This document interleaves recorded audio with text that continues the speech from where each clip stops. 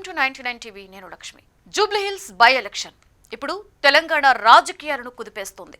కాంగ్రెస్ పార్టీకి ఇది కేవలం ఒక సీటు ఉప ఎన్నిక కాదు.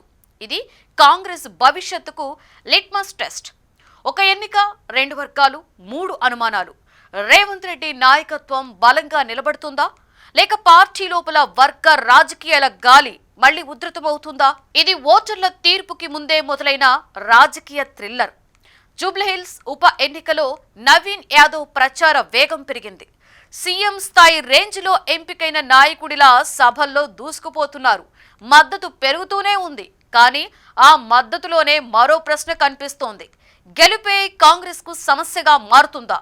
జూబ్లీహిల్స్ కేవలం ఒక నియోజకవర్గం కాదు, అది కాంగ్రెస్ రాజకీయాల నాడి తడిని కొలిచే ల్యాబ్. సీఎం రేవంత్ రెడ్డి కోసం ఈ సీటు గెలుపు గౌరవం. కానీ అదే గెలుపు కొత్త సమస్యకి ఆరంభమవుతుందా? మాజీ క్రికెటర్ అజారుద్దీన్ కి మంత్రి పదవి కొత్త చర్చలు తెచ్చింది. ఇది కాంగ్రెస్ పార్టీ వ్యూహమా, లేక రేవంత్ కు సైలెంట్ వార్నింగా? ఒక వర్గం అంటుంది ముస్లిం ఓటర్ల కోసం తీసుకున్న వ్యూహాత్మక అడుగు.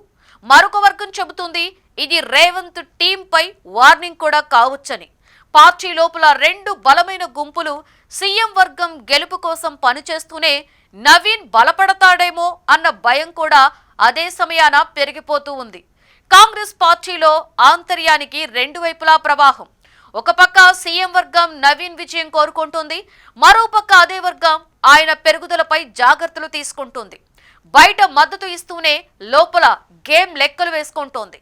బయట జూబ్లీహిల్స్ ఓటర్ల మాట సింపుల్ గా ఉంది, నవీన్ యాదవ్ గెలవాలని. కానీ కాంగ్రెస్ ఐక్యత కావాలి, ఓటర్ల మనసుల్లో నమ్మకం ఉండాలి. కానీ ఆ నమ్మకం వెనుక కూడా ఒక షరతు ఉంది, గెలుపు కన్నా ఐక్యత ముఖ్యమని.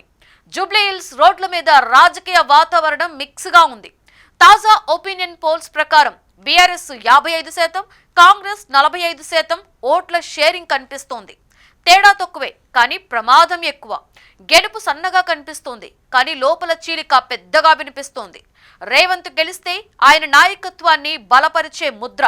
కానీ అదే గెలుపు నవీన్ యాదవ్ అనే కొత్త శక్తిని బయటకు తెస్తోంది.